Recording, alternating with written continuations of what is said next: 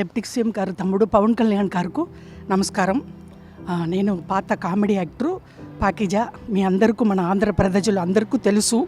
నేను చాలా కష్టంలో ఉన్నాను, తినటానికి కూడా వీలు లేదు. ఒక తమిళనాడులో ఎవరు నన్ను పట్టించుకోలేదు. తమ్ముడు గారు డిప్యూటీ సీఎం గారు పవన్ కళ్యాణ్ గారికి నేను చెప్పాను. వెంటనే నాకు ఆర్థిక డబ్బులు 2 లక్షలు సహాయం చేశారు. నాకు చిన్న తమ్ముడు కాలు పట్టుకుంటాను.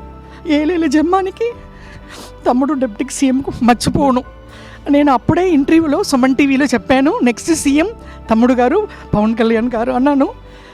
తమ్ముడు గారికి చాలా పెద్ద గొప్ప మనసు. నేను తమిళనాడులో పుట్టి పెరిగి ఆల్రెడీ అన్నయ్య చిరంజీవి అన్నయ్య, నాగబాబు అన్నయ్య, మెగా పవర్ స్టార్ ఫ్యామిలీ. ఇప్పుడు వాళ్ళు ఫ్యామిలీతో నేను బతుకుతున్నాను.